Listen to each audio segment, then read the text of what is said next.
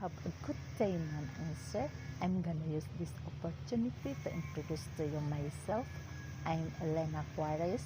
I'm 45 years old and I'm married with 3 children, ages 23, 20, and 14. I am a resident at Rosario, Cavite, Philippines. I am a degree holder at Northeastern Mindanao Colleges and I'm taking the course of Bachelor of Science in Commerce. I have a 6 years working experience abroad in 2 different countries.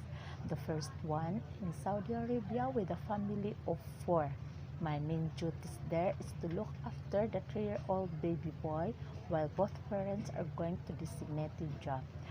Taking care of him, I take him a bath, I feed him, I teach him the shapes, the colors, and the numbers, and I play also with him. I'm gonna do the household chores when their parents are turning back home. The second one in Qatar with a family member of 4 also.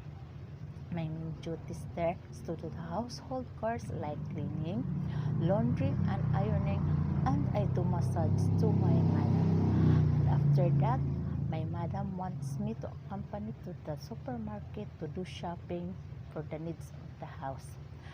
I describe myself as honest, hardworking, flexible, and trustworthy. If you're giving me a chance to work with you, I'm gonna do myself better. Thank you and have a nice day.